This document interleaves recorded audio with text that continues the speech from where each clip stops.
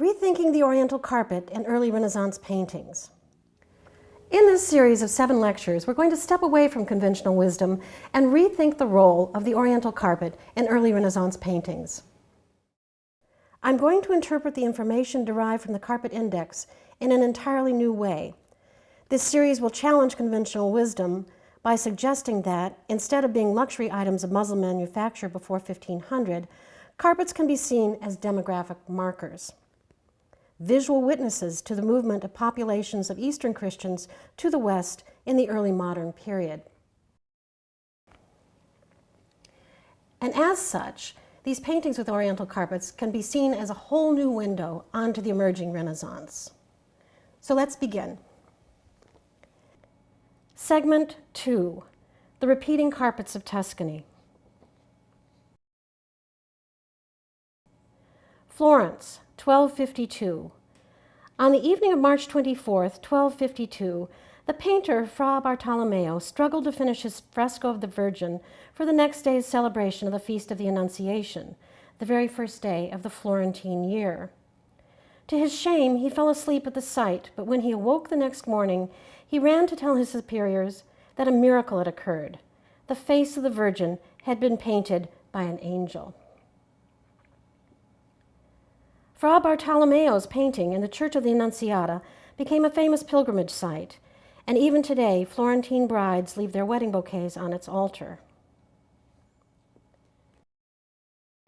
What Fra Bartolomeo did not preserve for the historical record was why his fresco also depicted the very first Oriental carpet in early Renaissance paintings.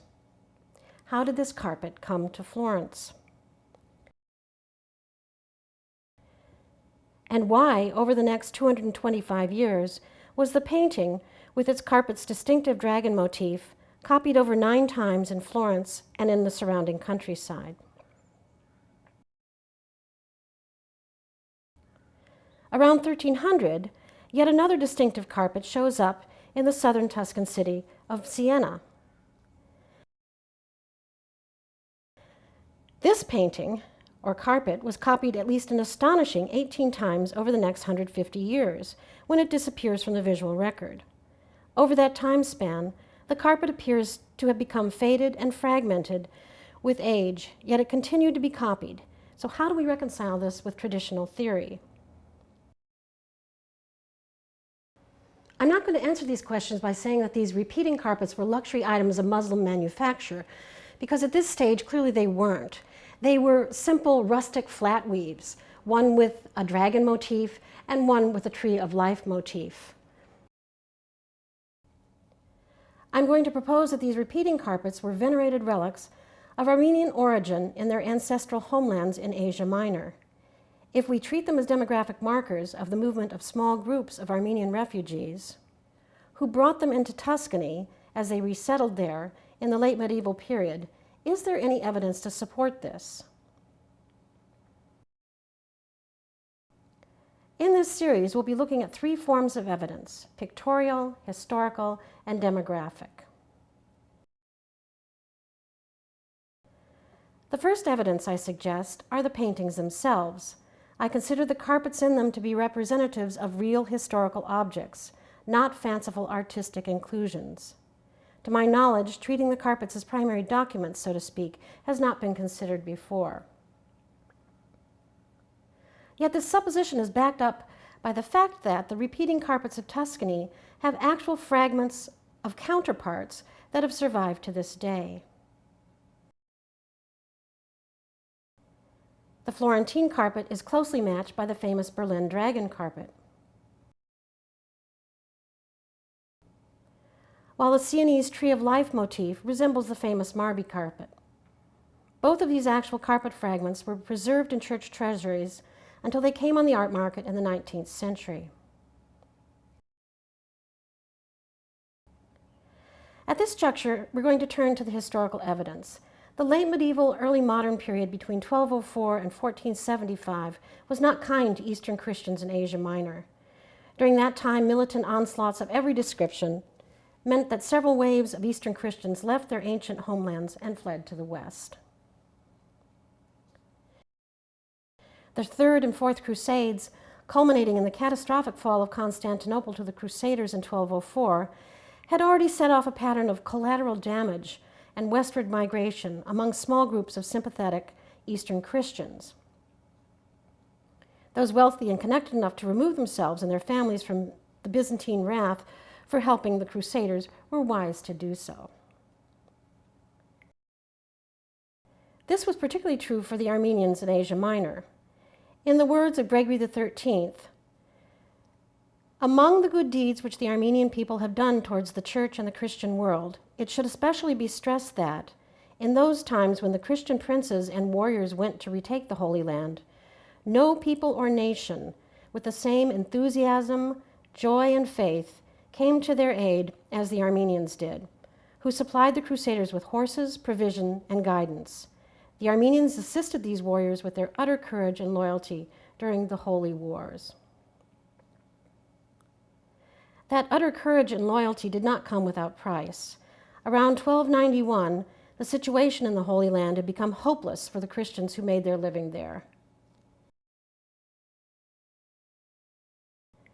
With the fall of Acre in 1291, many Eastern Christians who had supported the Crusaders' cause, in this case 2 distinct groups of Armenians, were desperate to leave Asia Minor and come west. They did not flee without help. At this time, the Italian, Dominican, and Franciscan missionaries had traveled and lived among these Eastern Christians in their ancestral lands for about 75 years. The Italian Dominican missionaries had lived among the Christian wool merchants, dyers, and bankers of the Greater Armenian Highlands, while the Franciscans had lived among them in Cilicia, or Cilicia, where the livelihoods of their famous illuminators and liturgical goldsmiths were seriously threatened by the resurgence of Sunni Muslim hegemony in their ancestral lands, new overlords who had no interest in supporting the production of Christian art. Unlike the Sunnis in Asia Minor, however, the Franciscans and Dominicans were seriously interested in the skills of Eastern Christian artisans and craftsmen as they built their enormous churches in Italy, and the 2 orders were the natural patrons to sponsor these craftsmen and their family workshops as they escaped to Italy. The geography of Tuscany determined where each of these groups resettled. Florence had its surging river Arno, which was frequently prone to catastrophic floods. But its flowing waters were perfect for fulling and the dyeing of luxury wool cloth, so cloth merchants and dye makers from the Armenian Highlands settled in Florence with the help of the Dominicans, where they produced the famous carmine, a rich red dyed wool.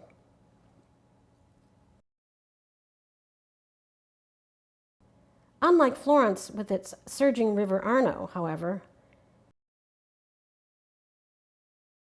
Siena was sere and often without water.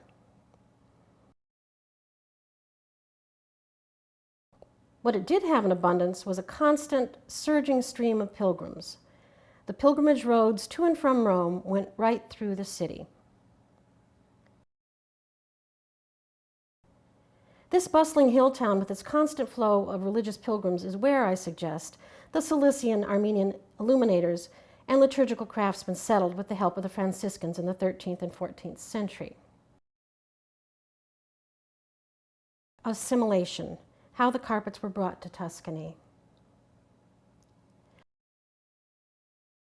As devout Christians, I suggest that both groups brought precious relic carpets with them from their ancestral lands.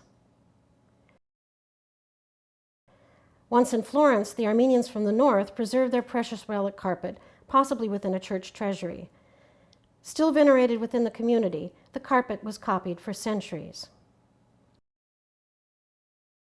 As they settled in Siena, the relic carpet brought by the Armenian Cilicians was widely recognized and venerated within the Sienese countryside, repeatedly copied until 1462, and it may still exist today, sealed within an altar in the Sienese countryside. The demographic trail.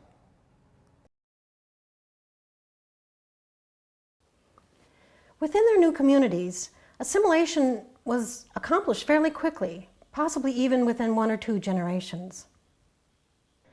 But I suggest that the immigrants held on to 2 important links with their Eastern Christian roots: devotion to Armenian saints and in the naming of their children.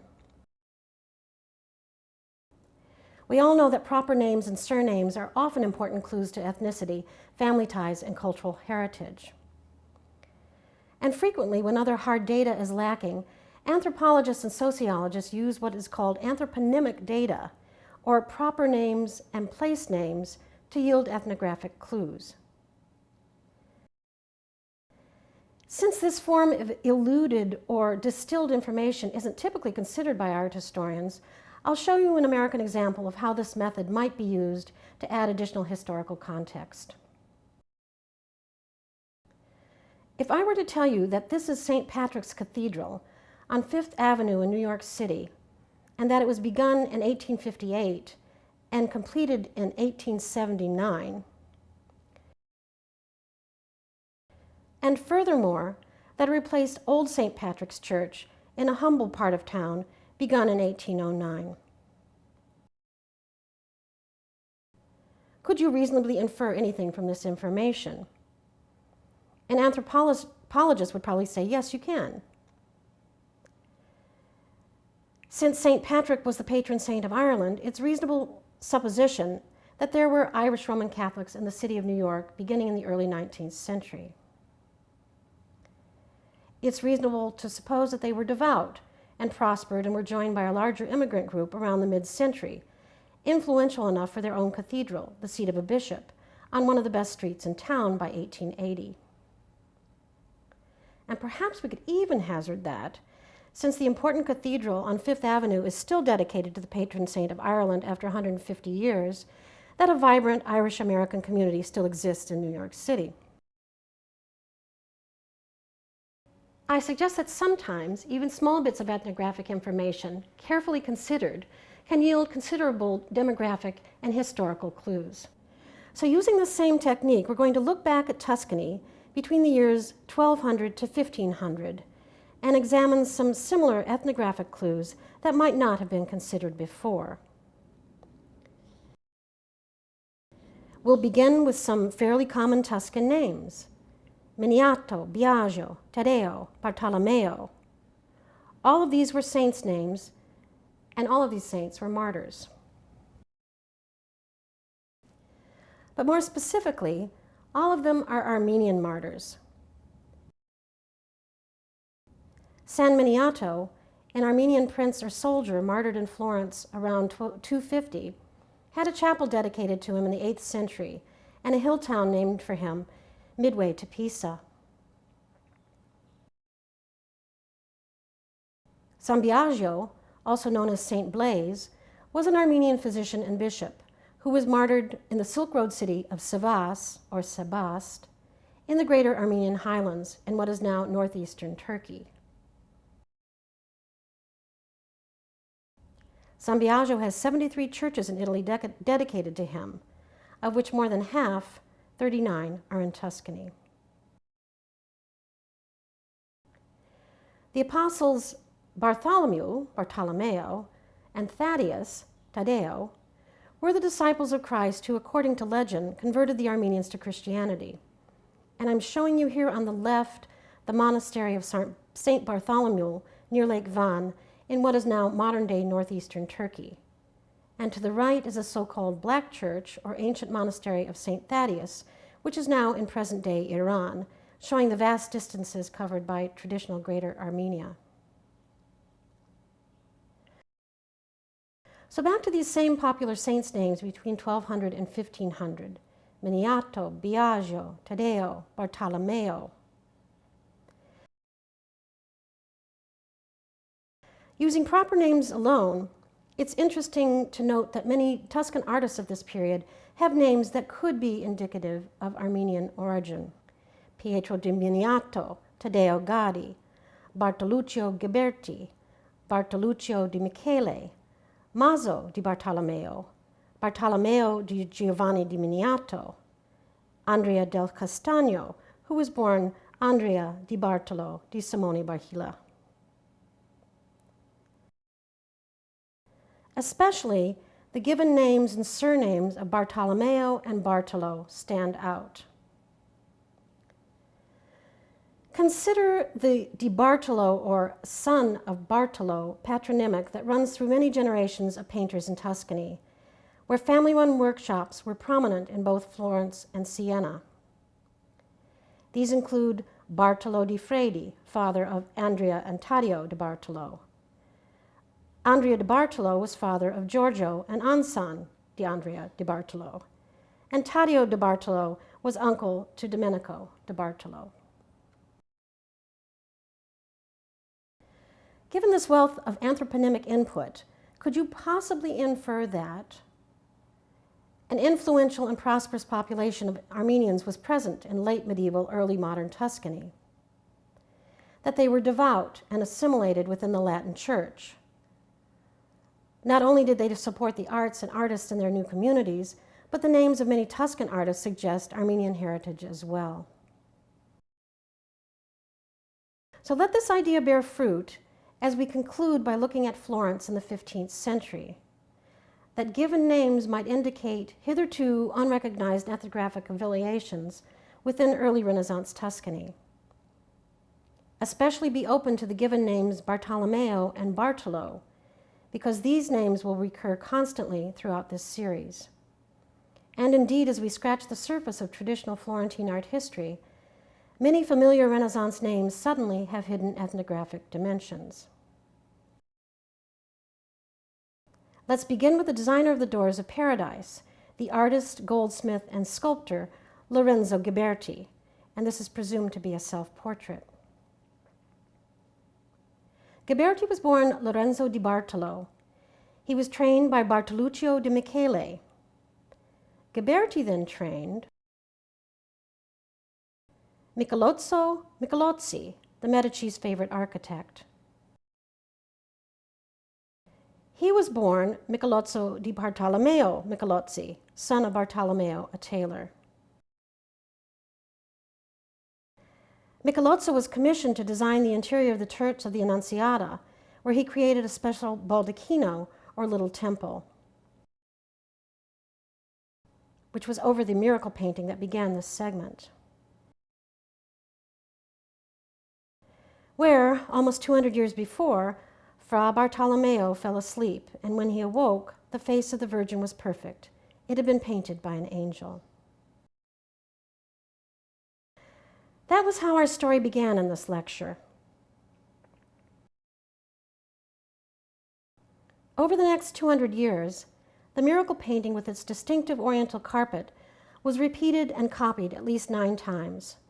It's my belief that the Berlin dragon carpet, which was preserved in a church treasury in Italy, was its direct inspiration. So we've come full circle, back to the Council of Florence that began my first introductory lecture. The Council of Florence of 1439 was an international gathering of thousands of Christian clergy from all over the known world, who came together to try to unite in the face of Ottoman onslaught on the Byzantine Empire and the traditionally Christian cities of Asia Minor.